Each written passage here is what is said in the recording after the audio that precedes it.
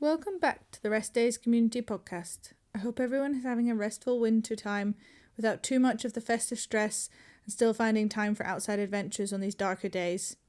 This week we have a brilliant guest, Phoebe Sneddon, who many will already follow and think of as a superhuman.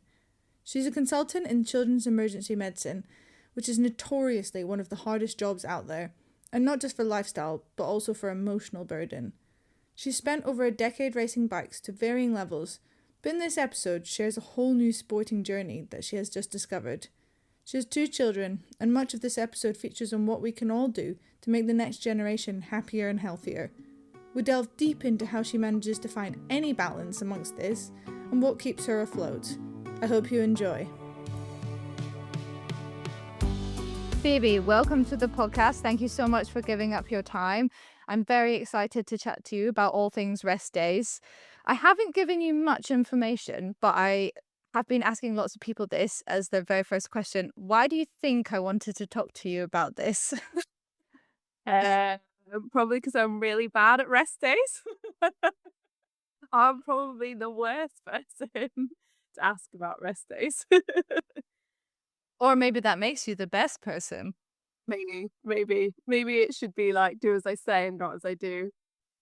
I was about to say, I actually think that the main reason I wanted to speak to you is because you're a big advocate for other people to look after themselves. Yes, I mean I do look after myself. I think I'm a big advocate for putting yourself first in well as a woman and as a mum. I think we often don't put ourselves first, and I have always been a big advocate for getting those people to put themselves first. Yes, there's a particular category of people there that will always end up being lower down the pile in their own heads, right? And I think a lot about where that comes from. Do you think that that is a nature thing, a nurture thing? No, I think there's a patriarchal societal issue. I'm pretty sure that was not. It's not natural. And I think it's got worse and worse over the last probably century. I mean, women have always grafted. Motherhood has always been hard. But if I look at my parents' generation, for example, one and maybe the generation before that, one of you would work and one of you wouldn't, and one of you would run the household. And now everybody is working, everybody is running the household and managing the children. But the vast majority of that kind of unseen labour is done by women. And if you look at leisure time and statistics on like how much free time or time to yourself people get, men get far more time than women. And as a divorced person who's gone through like that and separation, who's then spoken to lots of other people about that, you can see that that's something that drives a huge wedge in people's relationships. And some people just put up with it, and some people, it's not the only reason why people get divorced, but you can see where some of that resentment builds. So yeah, I think this is a creation of like modern patriarchal society rather than something that's been deep rooted from prehistoric times. It's so true. And I'm really glad you brought up the leisure time stat. I have actually had some really interesting conversations about that recently. I think I've been trying to explain it to some of my male friends who are very sympathetic to women not having the same experience in the world as them, but they still can't quite click with that. I think they find that really hard, and I've been having a lot of, but surely it's just a choice kind of coming back. But it's not, right? No, I think the problem is a man thing. I mean, I can't speak for all men. That's probably an unfair generalization. But if we're going to put it really simply, a male way of thinking about it is, well, on Thursday I do five-a-side football. That's what I do on a Thursday. Why would I do anything else? That's what's on a Thursday. Whereas, I was talking to my friend Kelly today at the gym, and we were offered some additional training on a Thursday. And I was like, oh yeah, but if you've got childcare, you can definitely do it. And she said, well, yeah, but I've got something on a Monday, something else on Tuesday. Wednesday we have rugby practice. If I'm out on Thursday, I'm out every night of the week. And I've got to do this and I've got to do that. And I'll miss my son, I'll miss bedtime. Whereas I think if a man is working late, Monday, Tuesday or whatever, and then they do something on a Wednesday, they wouldn't, the load and the guilt and stuff, it's a different, it's an emotional topic to a woman, whereas it's just a practical decision to a man, if you're going to break it right down. And there's a lot of stereotyping in that statement, and lots of people, there'll be a whole spectrum of people that will fit somewhere in between. But when I think about doing stuff that I want to do, like, there's an element of, will it fit in with what everyone else is doing? Can I juggle all the logistics of getting everybody where they need to be? Can I organise some childcare for that? I'm in my late 30s. I've been a mum for nearly 10 years. Like, I've made my peace. Like, if I want to go and do something and I can make it work without causing too much disruption to everyone else, I will bloody well do it, because I know it makes me a better mum and it makes me a better person, and I need that time and I need those things to look forward to. But I think when your children are very little and you feel this overwhelming sense of responsibility to provide everything for them, if you haven't got a supportive partner at home that not gives you that permission, but supports you in that time, then you just don't take it. And the problem is, it gets eaten away at you then. It's too hard to bring it back into your life in 10 years' time. You've given a whole 10 years to looking after children, and all of a sudden they've got some independence, they can go with a friend to their football training. Maybe they're a little bit older than that, 15 years, and they can sort themselves out, and all of a sudden you're like, well, hang on a minute, what am I going to do? And then you're maybe menopausal and you've lost all your confidence, you've lost all your fitness. I mean, it doesn't have to be sport, it could be an art class, it could be whatever you want. But having the balls then to go and do something like that for a lot of women is really hard. Oh wow, you have hit on so many things there. I love it. I agree with everything you said basically. But yeah, like you're saying, women and men have been taught to make decisions like this, right? Because of the way we're brought up, our society, our everything in our influences. It's not just as simple as that's how we are. Women always prioritize other people and men don't, and it's not. And nobody in this situation is bad or selfish. This is just how we've been taught and how we are. It's so interesting. And actually, interestingly, I was, in a couple of the other episodes, we have talked about how maybe doing outdoor pursuits or doing pursuits that feel like they will make us healthier and happier is selfish, but it's actually not. It's better for everybody. Yes, and it totally is. But I think, if you look at the world at the moment and the world of social media and stuff, and I very much look at it with my, I guess, clinical hat on, as to what will my kids be exposed to, what is the shift, and it's just tricky because your own algorithm, everyone's algorithm is different. But I think on one side you've got the right pushing the trad wife, and they're pushing that really hard, and I think, oh my gosh, my daughter will have less rights than we had, and modeling this kind of self-sacrifice, being at home, never doing anything. It is like, I never ever expected that to come back in my life, ever. And then on the other side, you've got to be like skinny and strong and do everything and achieve everything. And you've got these two polar opposites kind of clashing together. And I think my only job in this world is to model my behavior for them.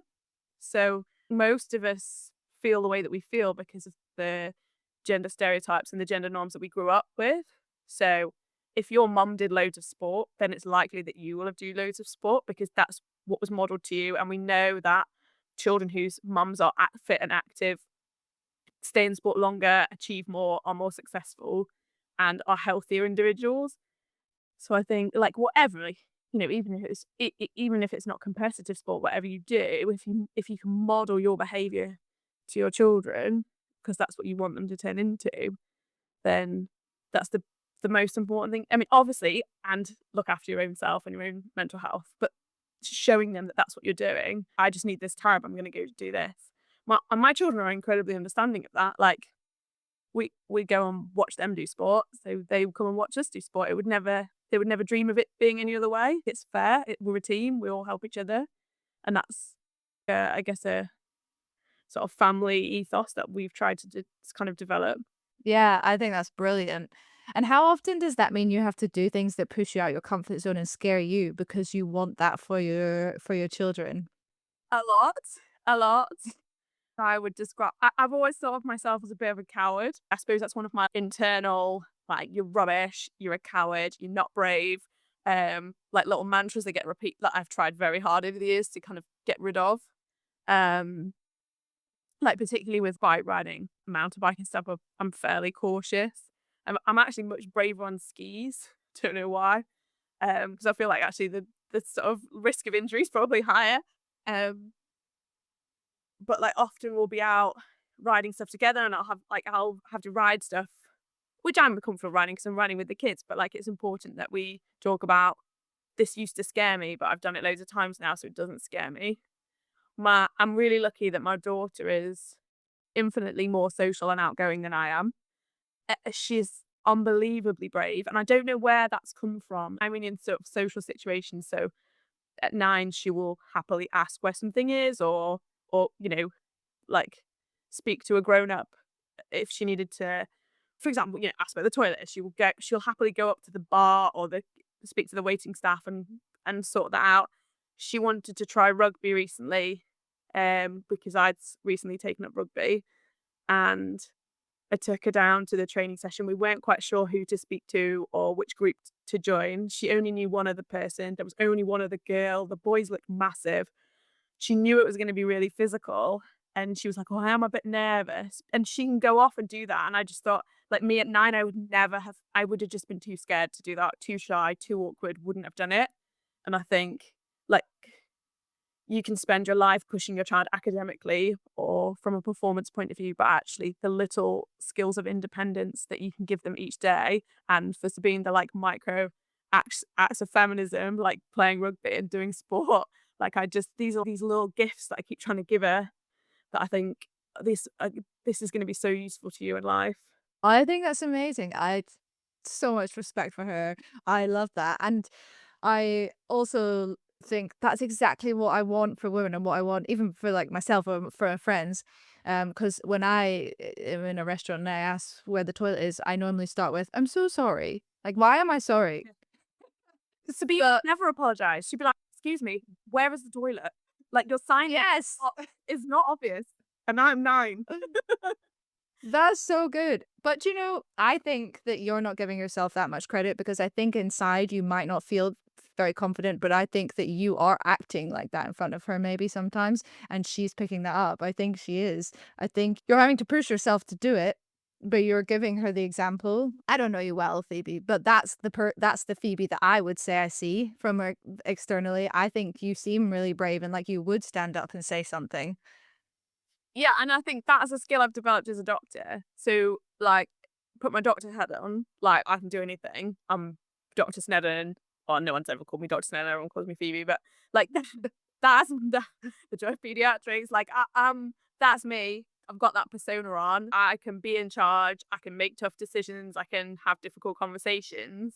But like, me as the bike rider or me as the mom, their, like, social anxiety kicks in a little bit. But I just think, as you get older, you do care less what people think. I mean, you still care, like I still care, but it's easier to rationalize it. And I just think, oh, I really want to go to this. Yes, people might laugh at me, or people think it's ridiculous that I took up playing rugby this summer as a 38-year-old woman. Like, why? I think it's brilliant. I don't know why we did that. We fell into this, like with Kelly, my training partner, because her dad started the team, but it was such a liberating experience because, like you say, we need more community. I felt I needed more community. Cycling can be a very lonely sport. I can't get to do the group stuff that we have locally. I can't get the hours of training in to keep up. I'm not unfit, but that conditioning that you need on the bike is hard.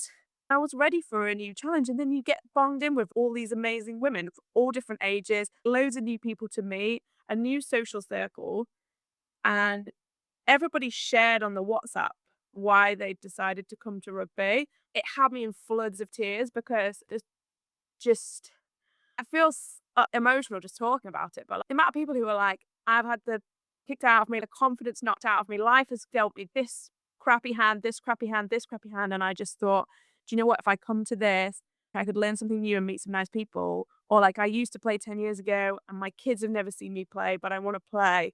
Just being part of this little bubble is amazing. And I wish everybody could find something like that because it's so inspiring. And it's That's so supporting beautiful. women, isn't it? Women supporting women. There's nothing Yeah, yeah. That's so beautiful. And do you enjoy it? Is it fun? Yeah, I mean, it's like it makes my brain hurt because I've never watched rugby, I've never played rugby, trying to learn it all, but I've been watching the Women's World Cup's been on, I've been watching that religiously. I've absolutely adored it.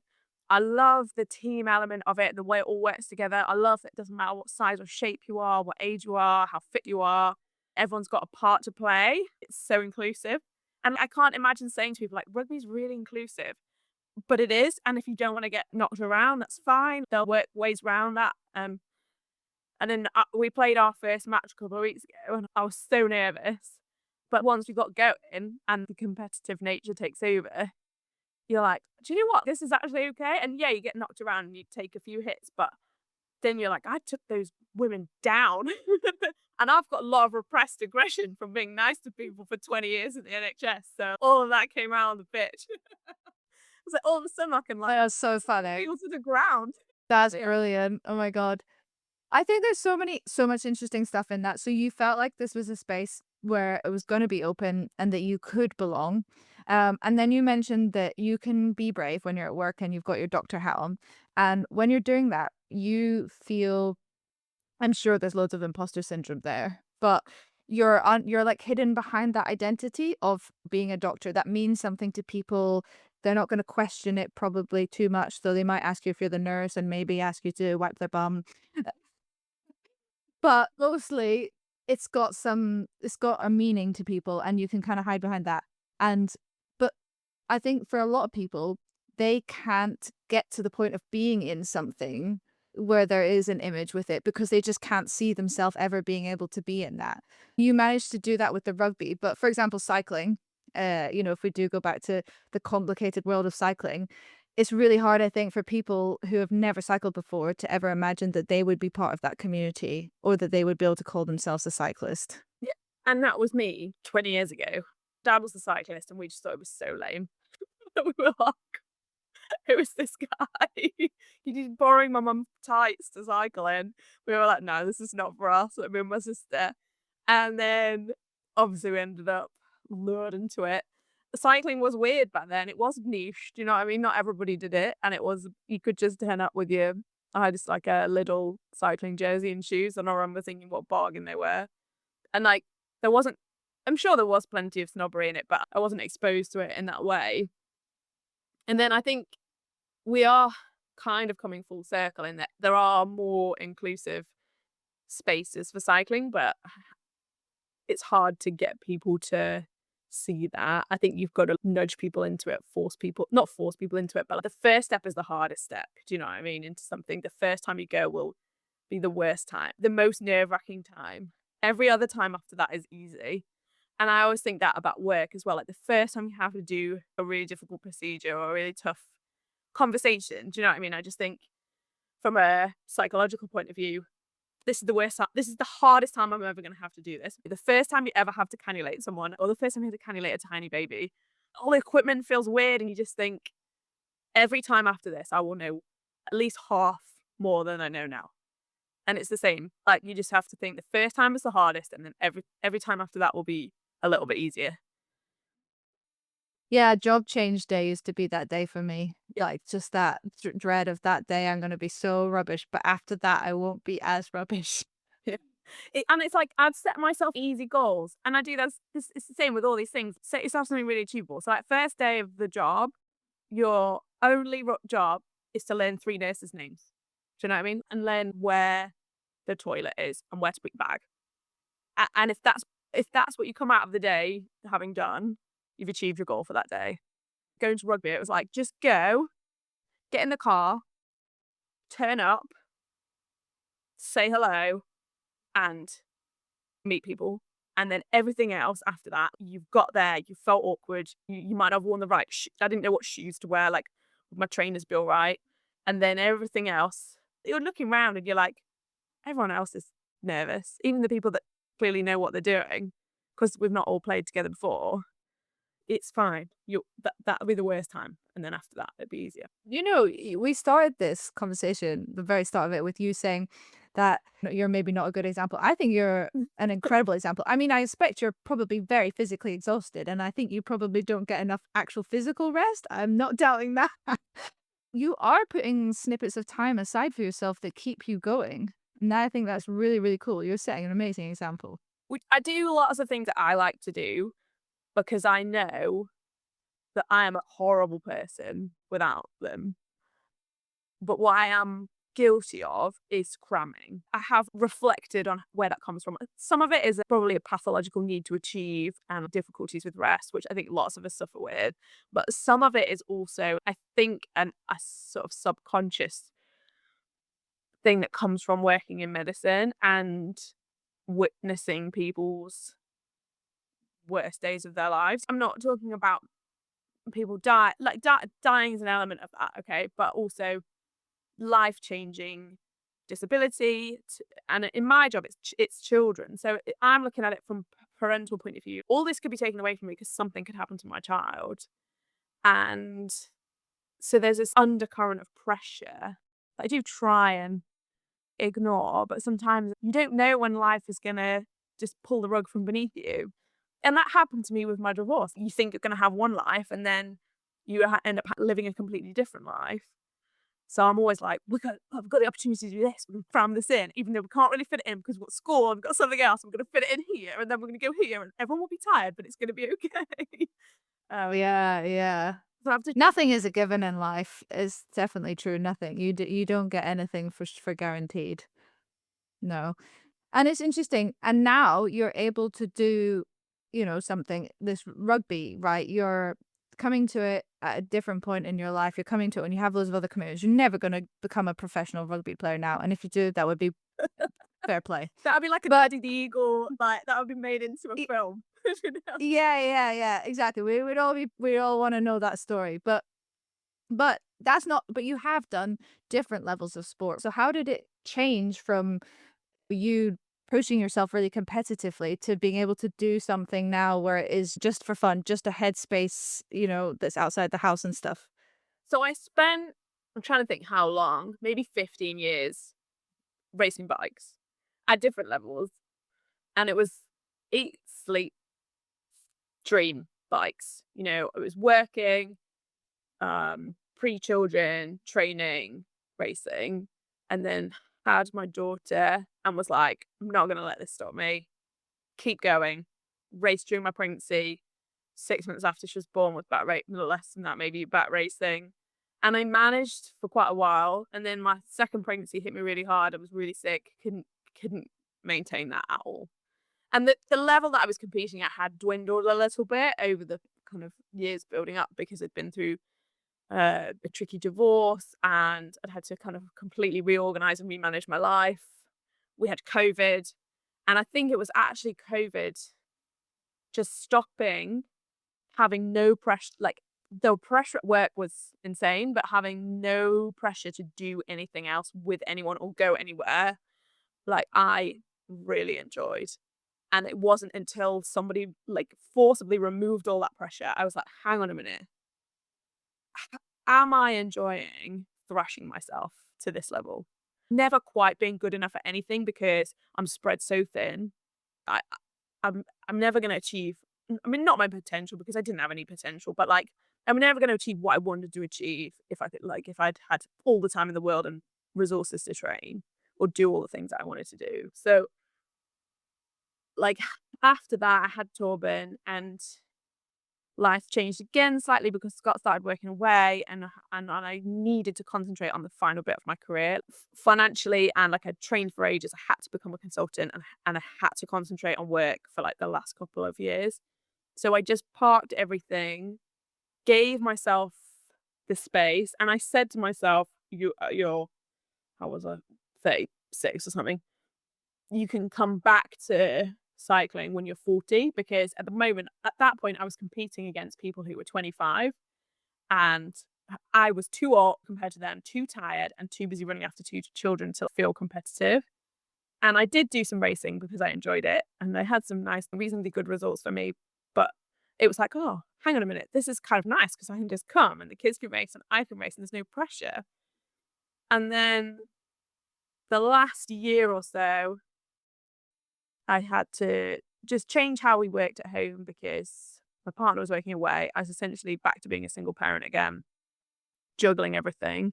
And I wanted a different challenge. So I thought, you know what, I'm going to try and get really strong. So I joined the gym because I thought I can do that. It's an hour here, an hour there when the kids are at school. And that progressed because I can't do anything by halves. And I get like sort of super focused and I get over involved. And then Kelly was like, do you want to do high rocks? I was like, no, no, I don't. But I said yes because she wanted to do it in a pair. And I thought, it's fine. We'll never get tickets. Tickets are really hard to get. I'll do the training. Love the training. I can do a circuit training until it comes out my ears. Anyway, obviously we did get tickets. So now we're training for high rocks.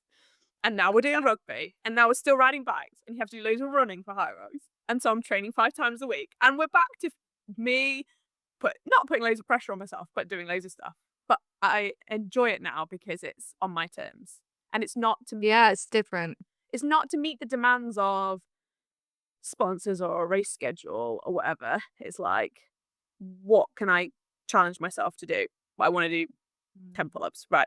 That's what we're working on this month. I want to knock some time off my 5K time. We'll do that this month. And that's been really liberating. I've become so one-dimensional with cycling.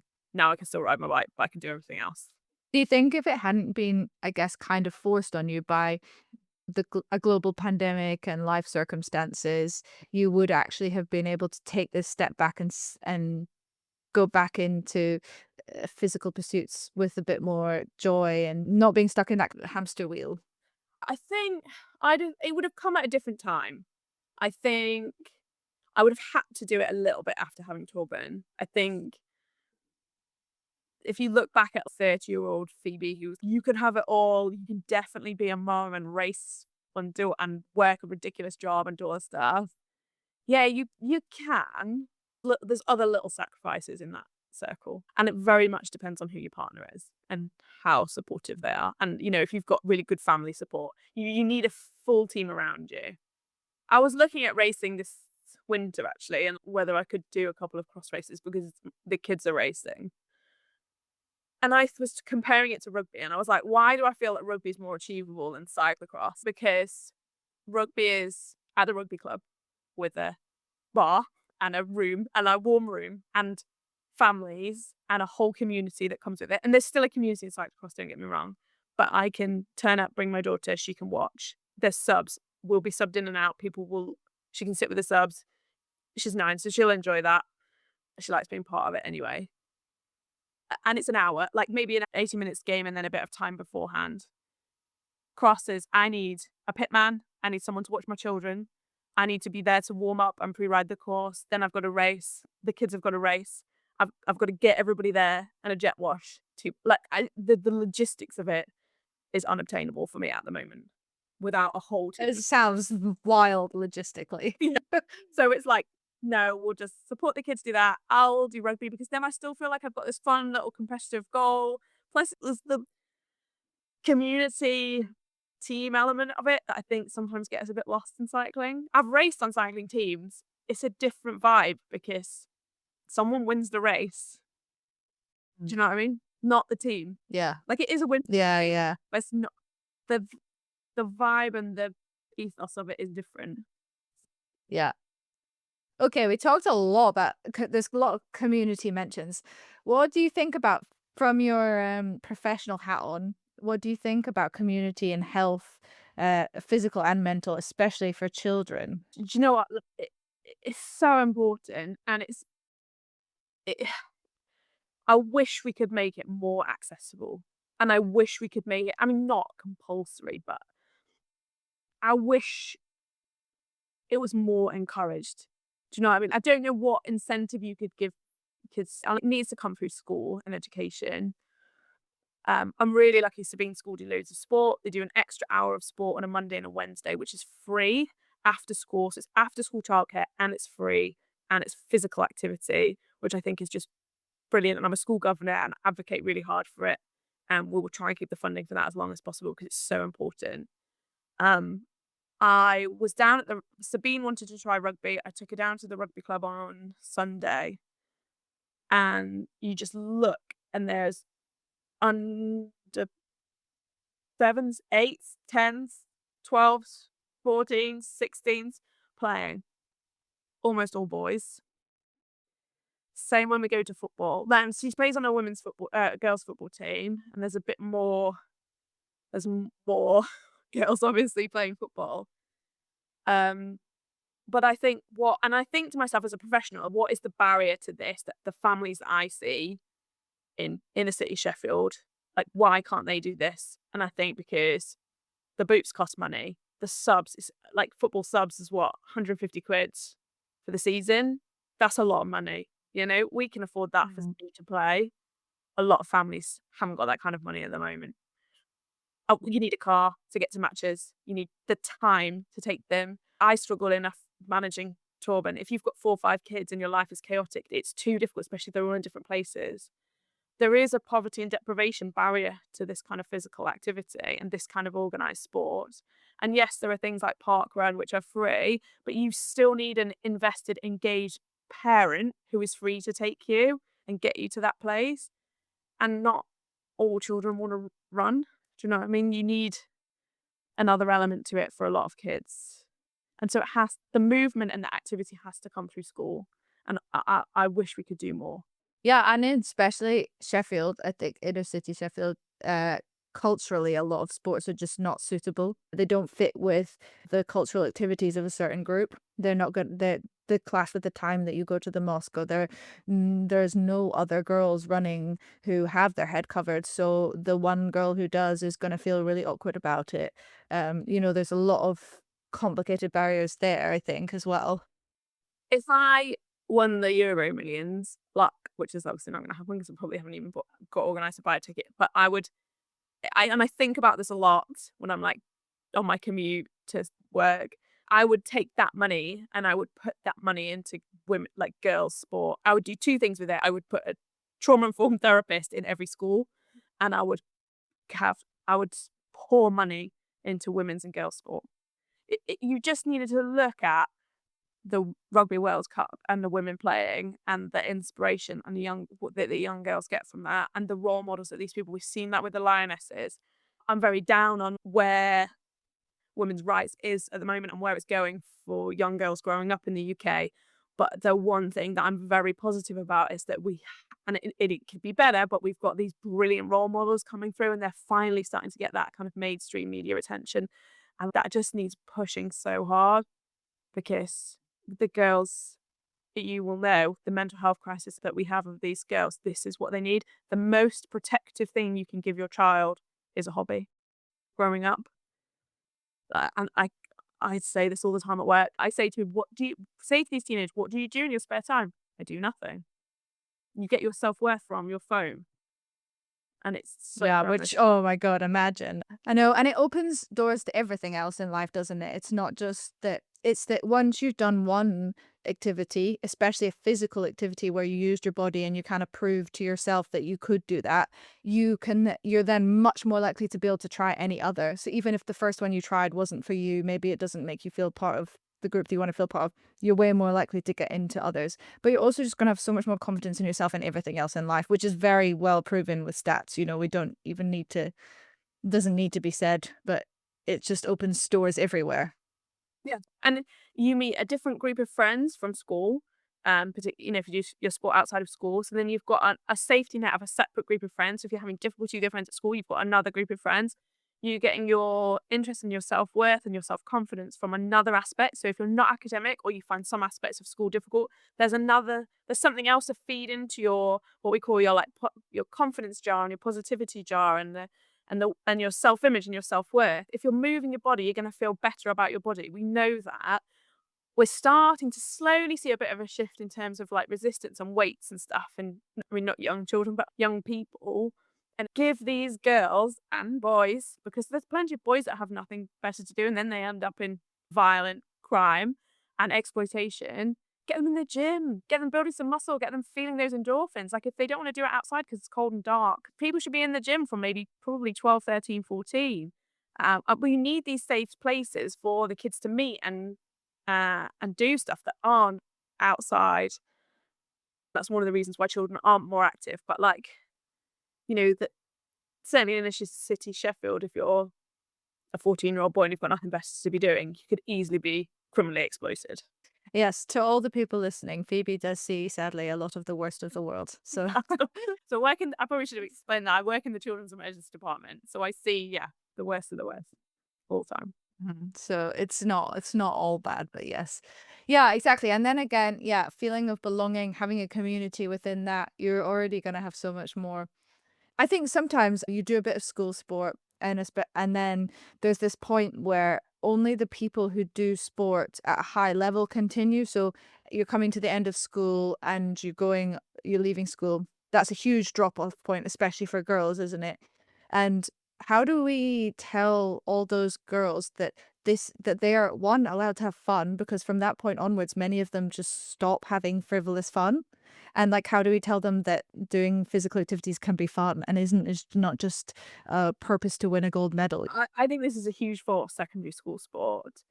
We were talking about this at the having Sunday lunch with my family, because my family were laughing at me for playing rugby, and my mum was saying, "Oh my goodness, if your primary school PE teacher could see you now," after repeatedly telling my parents that I had no sporting ability whatsoever, and that basically should have written me off at 7. They found the whole thing hilarious, and that was a very competitive, sporty primary school that I went to, and I think this is the problem with secondary school sports. Like, it should be inbuilt into every day. They should be doing some movement every day, and we should be encouraging them to do sports that aren't necessarily, or activities that aren't necessarily competitive.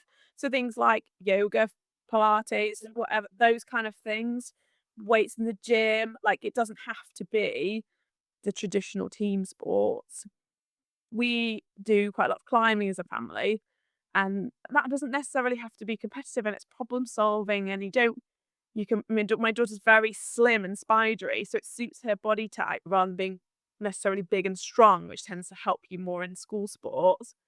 And I think we have to change school's ethos around sport. So, it's not just about being on the first 15 for football or whatever or rugby. It needs to be about everybody moving and everybody enjoying it. Because then I think if it's built into your habitual day, then, and you do that for however many years you're at secondary school, you're much more likely to hold on to that as you go off to university, college, or whatever else, because you're so used to having to do it. I think at that point in secondary school, there's this change in attitude because, like you say, people who are aiming to be in the top teams, and if you're not really in the top teams, are you even supposed to do it? And all these words like pain, suffering, sacrifice start coming into it because, I'm not going to pretend, people who win Olympic medals, all those 3 words are relevant to stuff that they've been through for sure. But barely anybody is winning Olympic medals. And for all of those other people, those 3 words don't have to have anything to do with it. But I still hear coaches saying to people, well, if you're not willing to sacrifice, there's no point in you being here. Or like, no pain, no gain.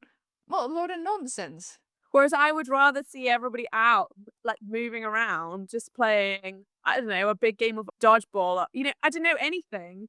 It doesn't have to be, and we can see that with why things like paddle and pickleball and stuff have become popular, because tennis is hard bloody work, squash is hard bloody work. So let's make something that anybody. I mean, my daughter played pickleball recently, and just said, I was like, "What's pickleball?" She said it's like tennis but lame, and what she meant is it was just a bit slower, a bit easier, and that's what we need. We need these sport things that are still really enjoyable, but like, you don't have to be thrashed. It's not cross country in January.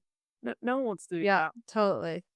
And I think climbing was a good example that you gave. And I think the reason it's taking off so much so quickly around the country, you see there's climbing walls everywhere now, is because you can turn up relatively anonymously. You don't have to everybody's kind of doing their own thing, and there is all abilities there. Everybody can get up something at a climbing wall. I mean, unless you go to a really special climbing wall, but everybody should be able to get up something pretty much. And you can get some enjoyment, achievement, community from it. There seems to be an attitude within it that is really, really positive. Yes, and I always think yes, there are more men. When we go to climbing wall, there are more men, but there's still a really good amount of women. And what I particularly like, and I don't know whether it's our local climbing wall because I haven't had a lot of experience of other places, but like there's a lot of teenage girls, and there are not many places that I go now from an activity point of view or physical activity point of view where there's lots of young girls kind of working together.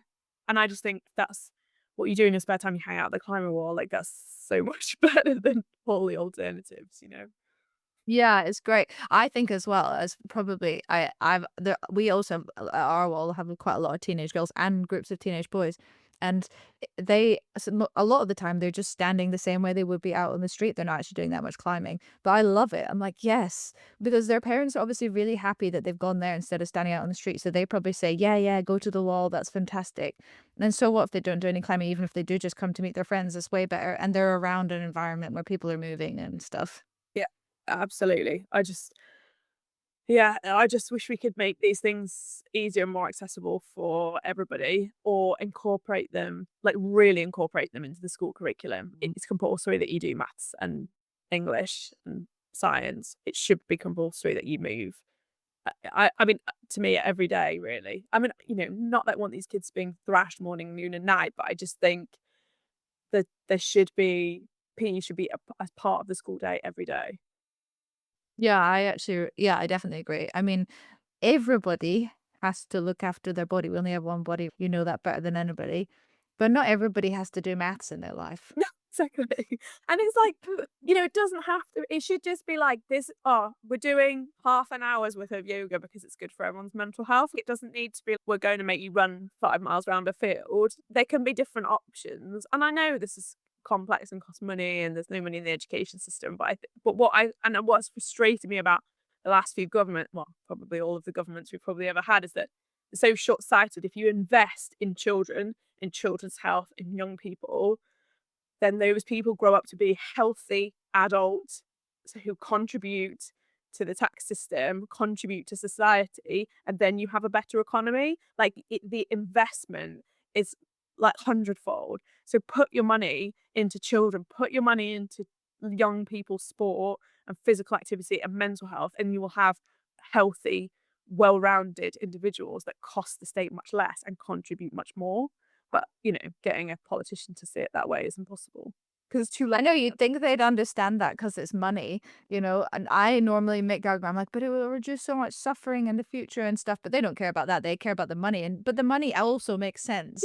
That's the annoying part. But the problem is that we are looking, if you're investing in a primary school child now, you're looking at 10, 20 years in the future. And no politician, none of our current or previous batch of politicians are interested in 10, 20 years in the future. They're interested in their term and what they're going to get. And it just, it's so short sighted. Yeah, it's a very frustrating system that we have to fight against. And that kind of always brings back round to it ends up being the responsibility of community projects and non-government associated groups, charities who end up having to fill these gaps and take responsibility for it. And I think that's frustrating and it shouldn't be their job. But also it does give me hope that there are nice people out there. Yeah.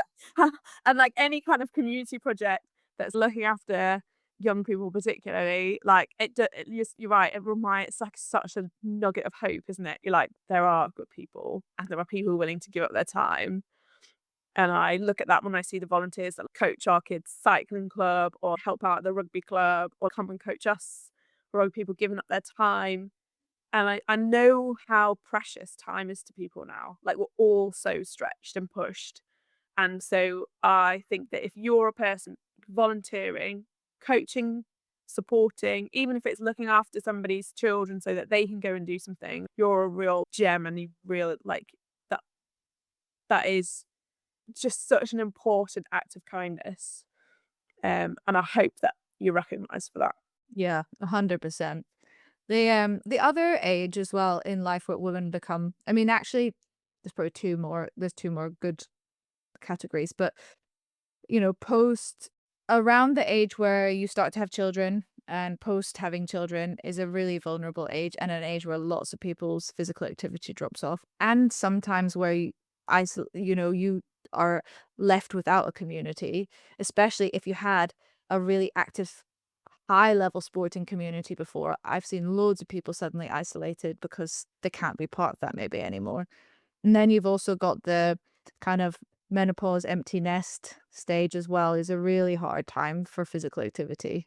As we know, women in sort of sports science and medical research, it's just been such an afterthought. And it's only really in recent years that people have actually taken notice of how our hormones affect performance, how our cycle affects performance, how our age, menopause, all that kind of shift, the postpartum kind of journey and recovery. It's only, I mean, when I was pregnant with Sabine, so she's 10 next year, people were horrified that I was still riding a bike, that I was still moving, that I was running, that I was skiing, that I was doing all this stuff. There was a 6-year age gap between Sabine and Torben, and the culture change in those 6 years was phenomenal. It was almost expected that I would keep moving and I would be able to do stuff. And I'm so grateful for that. And because we've had really great role models, Lizzie Diamond, people like that, showing in the cycling world that you can do that. And they're in all worlds of sport.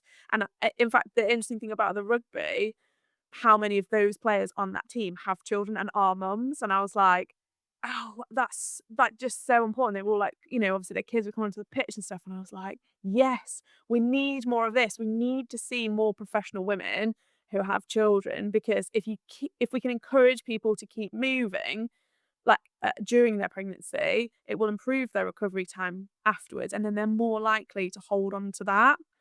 Um, and then, yeah, I mean, menopause, I'm not quite there yet, although some people would say I'm probably perimenopause is the way that my brain falls apart all the time. But I get loads more research going into it, loads more awareness. People are asking the right questions, they're getting on the right treatment, and we're seeing less suffering, and hopefully that will translate into more movement.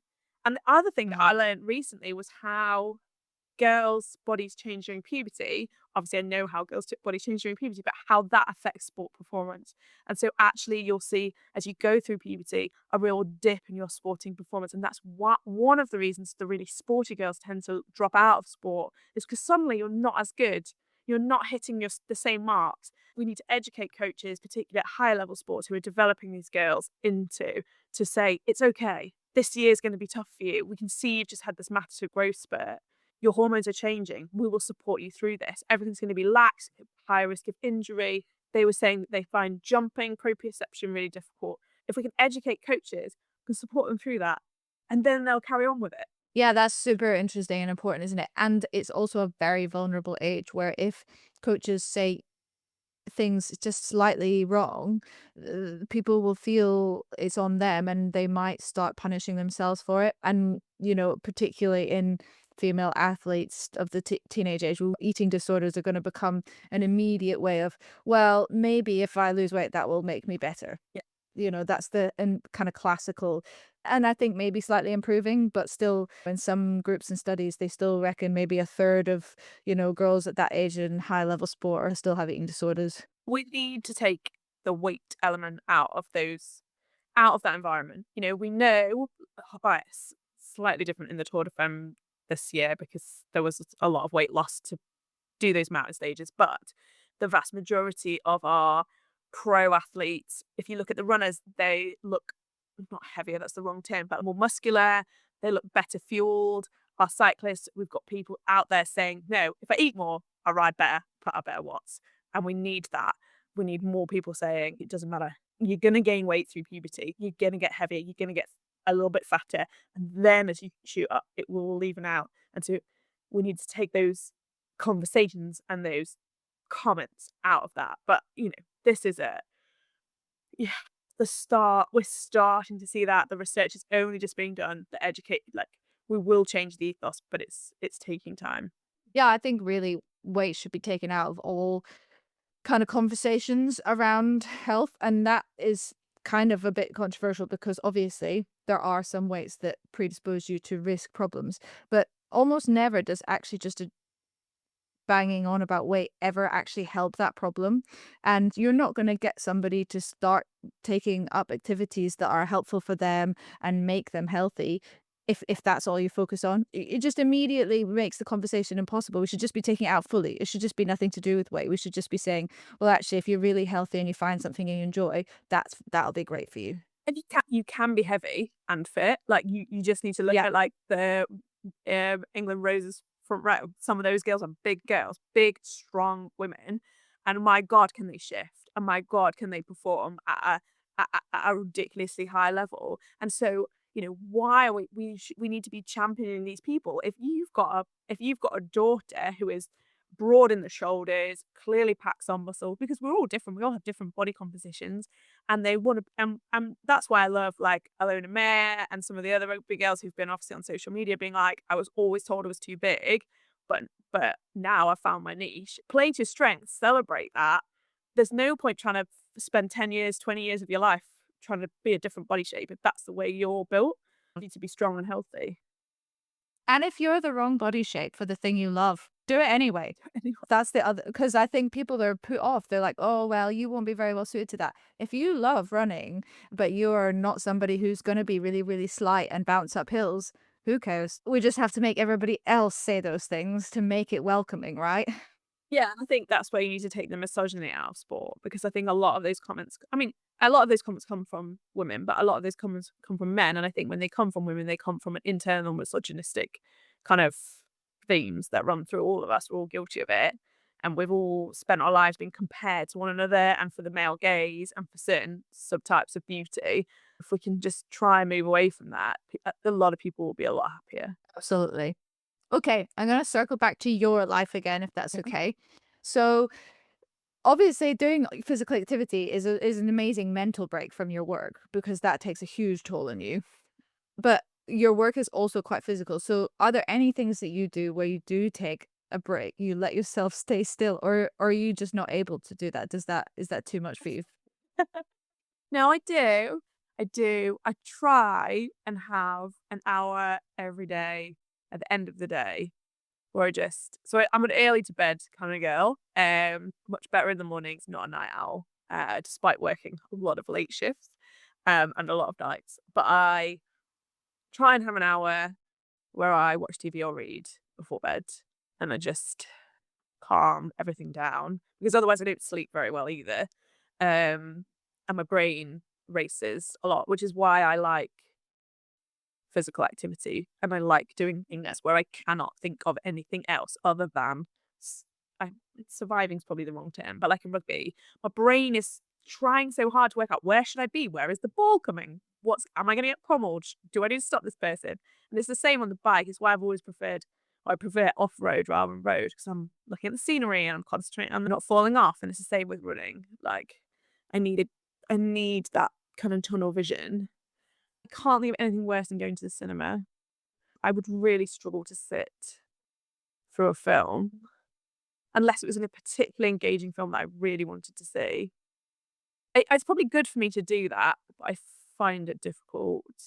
I really like reading, and I read absolute trash, and I need that mental escapism. If I'm in a book, I can rest all day long. But That's great. I should rest more, but there is always something to be done. Like we have 4 children when we're all together. There's 2 children all the time at home. Everybody's got activities. There's a house, there's a dog, there's work, there's emails. So, and I've got one of those brains where I kind of need to tick everything off before I can sit down. So I do try. I think we have similar brain types, but you have a lot of recognition of how you work, and it sounds like you actually have found something that works for you and keeps you mentally balanced and physically balanced. But it's quite easy to let it run away a little bit, because the physical activity feels good for your brain. It's like forced mindfulness, isn't it? But it's easy to sometimes let that become too much in your life and take over a bit. Yeah. And someone was asking me why I do the things that I do, like long distance bike riding and that kind of stuff. And it was a funny moment of realization to say to them that I love the feeling of complete physical exhaustion. And I don't know if that has come from working, like you finish the end of 4, when we used to do 7 nights, now 4 nights, and now I'm a consultant, so I don't have to do that in the same way. I still work hard. But when you'd finish like a really hard block of shifts, and I would cry before going in, and I would feel sick because I was so tired. But when you finish it and your whole body hurts and your brain is like a wrung out sponge, and you lie in bed, there's a feeling of a weird euphoria, of a lightness. It's like it's like your soul floats away and you go to sleep. And you get that, if you've ridden for 12 hours and then you finish something, or a long distance race over a couple of days or whatever, some of my favorite moments, favorite personal moments in life, like not like I'm giving birth soon, Taylor Swift, but like lying in bed, just thinking there's not an ounce of energy left in me. Everything is gone from me. And I think it's a perverse enjoyment because it's so unhealthy. It's so unhealthy to give that much of yourself to work. And I know that, but I still do it because I don't know whether it's a learned thing from work or it's not from my childhood. From my childhood, we never did anything like that. I don't know where it comes from, but that feeling of, and I think it's like, this is your permission now. You have worked hard enough now, and I need to try and bring that, whatever that bar is, I need to bring it down to a normal level so it's not like total exhaustion. It's just like, you did the food shopping and the laundry, rest. Is it because in those moments your brain is quiet, though? Do you think that's part of the enjoyment? Finally, you're so tired that your brain isn't giving you grief. Not that it gives you loss, but it's not being like, oh, there's this to do and this to do and that to do, and it's not thinking about 20 things at once. It's just nice and quiet. And so maybe that is some of the real enjoyment, is that finally your brain is quiet. Yeah, it's like, I actually can't think about the decisions that I made. As a doctor, there's lots of things that you mull over all the time, and I'm sure other people feel like that. But like, and there are little the upsetting things that you see at work. Most of the time, you function day to day. Like those things are locked in a box. They're away. We're very good at compartmentalizing, but then little things will just trigger you. Like, oh, that made me think of that scenario where the outcome was not great, or that really upsetting thing that happened at work last week. It just brought that back, and then you like mull over it a bit more and a bit more, and then you start to think about something else, and then it's a spider's web of thoughts and emotions and stuff. And you're right, then when you completely flog yourself, it just disappears. And possibly, I think you touched on it with what you said, is that, um, yeah, maybe that's when you're finally enough. I don't know, maybe that sounds bad, but No, there's it is. something No, there, I think if you thrive on achievement, so if you're a high achieving child, which most of us who've become doctors were, your whole life is about achievement and reward. Do well in these exams, reward, do well in this, reward, do well, do well, do well. What are you doing with your time? You need to be achieving, you need to be doing this. So it's like, I have ridden 200 miles. I cannot possibly do anything else. Do you know, there's nothing else I can do. I have worked 60 hours this week. I have finished all my shifts. You cannot ask any more of me. I'm done. And it's that lightness that you get from that. No one can expect anything more from me. Yeah. And sadly, I think some of that is also the societal parts of being a woman, because we now have these insane expectations of being able to do all of these things. I try and ask myself questions. So I do this at work with my trainees as well when we're making decisions and stuff. Is this the right decision for the patient? Is this the right decision for you? Is this the right decision for the parent? I've tried to get those kind of questions into my own life. Is this activity right? Is this the right activity for now? Do you know what I mean? Are you physically tired, in which case this activity is not for you? Are you mentally tired, in which case this is the right activity for you because it will refresh your brain and you'll feel better? Are you emotionally broken, in which case is this going to help you? Do you know what I mean? How do you feel about this in this moment when you're trying to cram in 200 things and you're not sure if you can fit it in? And what will happen if you don't do it? Like, will you be okay? Yes, you will be okay. Like, will it be the end of the world? No. So why don't we just have an early night tonight? That's a good decision-making tool, I think, for both ways, to be honest. It's probably good for the times where you don't wanna go out and do something, but you know it'll be good for you, really, like, it will actually be helpful, but it's also good for the times where you feel like you should, but you probably shouldn't. Or don't question themselves enough. And it sounds a bit mad, but ask yourself the question: is this going to do you good? Yes. Then Mhm. come on, let's 100%. And this questions that we have, like Scott and I have.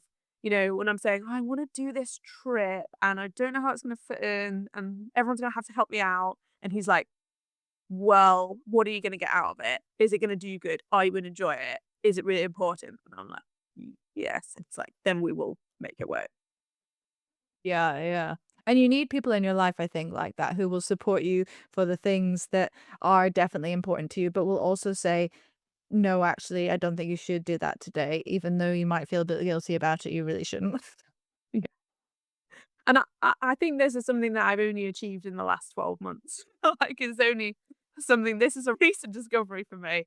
Is this gonna do any good? No. Right, let's sack it off. And it's a bit like triage, isn't it? Is the world gonna end if you don't do that? Like picking up your kids from school. Is the world gonna end if you don't pick up your child? Well, yeah, probably, because your child seems really upset. So that has to happen. You have to pick them up from school. And then, sometimes I get home from work and I have to take Sabine to football, but I'm stuck late at work because the patient's really sick or whatever, and she's going to miss football. And I feel like this is the end of the world because I'm letting her down. But actually, when you have a conversation with her and say, "Look, I'm sorry, I was stuck. I had to do this. I know you missed your football training." She's like, "It's okay. I was tired anyway." Not everything is catastrophic. Does this need your immediate attention? Yes. Can it wait till tomorrow? Yes. Write it on a list so you don't forget it and you'll feel better about it. It's on the list. You don't need to worry about it now. Does this matter at all? No. Forget about it. Is it important? No. Is it going to change anything? No. Then do not waste any more of your energy on it. Forget that. It's great. It seems like I've got you at a great time if this is your last 12 months revelation. But as I've said to everybody, no matter where I've caught people, it's the right time because this isn't something that we ever get to the end of. We'll be balancing this and going backwards and forwards and up and down, I think, the rest of our lives. If you'd asked me this 12 months, if we'd had this conversation 12 months ago, I'd have been really miserable and negative about it all. Like the last summer, Scott was away working all summer. Everything was really chaotic. We didn't know when he was going to be home. I couldn't plan to do anything. I hadn't got rugby. I hadn't got the gym. I hadn't really got any good. I'd got good friends, but none round the corner. And I made the decision this year that I was not going to have another summer like last year. I was not going to spend my time at home in my own head, worrying about everything, feeling lonely, and generally being a miserable person because I felt like I'd lost my sense of self. So, in order to remedy that, we found new goals, new activities, and those things brought in new friends, new social circles, more stuff to do, more people to meet. And I said yes to stuff that previously I was like, I can't do that because I'm on my own at home and I've got no one to help me with my children. And I just paid for help or begged for help. And it's made a huge difference. That's amazing, though. I think that's super inspiring. And a lot of people, I think, will be really inspired from the fact that in 12 months you went from there to here. That's brilliant. Well, I mean, you make these, like, you can sit there and blame everyone else. And like, part of me was like, this is everyone else's fault. My job is really hard. Everything's really hard. I'm finding it really hard. I'm so miserable. And then I don't know what it was. I think it was going to the gym, gave me some self confidence, found a new goal, spent more time with Kelly because she lives up the road from me and she has a son the same age as me and we like the same things. And that meant that instead of spending all day when I wasn't at work at home or just talking to my children, like it's so hard to do a really intense, emotionally difficult shift, come home, there's no one at home to talk to other than a 9-year-old and a 3-year-old, neither of whom want to have a chat with you about the difficult decisions you've made in your day. So there's no one to offload and you just carry all that. And it's like, oh, I've made a friend. And then that friend has introduced me to other friends. And I'm not like a sad, lonely old spinster. I'm like out there doing fun stuff. Oh my goodness. Well, thank you for this. I think that everything you have said today has really been interesting. And I think just to be clear, nobody thought you were a sad, lonely old spinster. I think, Very right, proud if of yourself, you'd have had but- this conversation with me last August, you'd have been like, she's a very negative Nancy. I'm not sure I want to hang out with her. Stop moaning about your Right. children and your life. You're very privileged. We all have to have those phases. I don't think it's possible not to. We only have the context of our own lives. You know, we should acknowledge our privilege, but we don't have to slam ourselves in the face with all of the difficulties of the world every second of the day. Sometimes we have to just get through our own life first. Yeah. But yeah, really, this has been really, really interesting. And I think your perspectives from doing sporting, being a mum, and also from being a doctor give you a really interesting insight into all of it. And I think everybody else will agree. So thank you so much. No worries. Thank you. Another totally different episode. It amazes me each time that we record that despite so many of the themes being the same through each person's story, their life experiences and contributions are always so unique. I love how passionate Phoebe is about young people's futures, and definitely feel inspired to do my bit to make the outdoor world as welcoming and enjoyable as possible for young people, so they want to stay a part of it for their whole lives. I have a lot of respect for how honest she was, and like her approach to pragmatic prioritization. If you also enjoyed this episode, please subscribe and leave us a review. You can follow us on Instagram @RestDaysCommunity, or check out the website restdayscommunity.com for all the latest info and to be a part of the community. See you next time.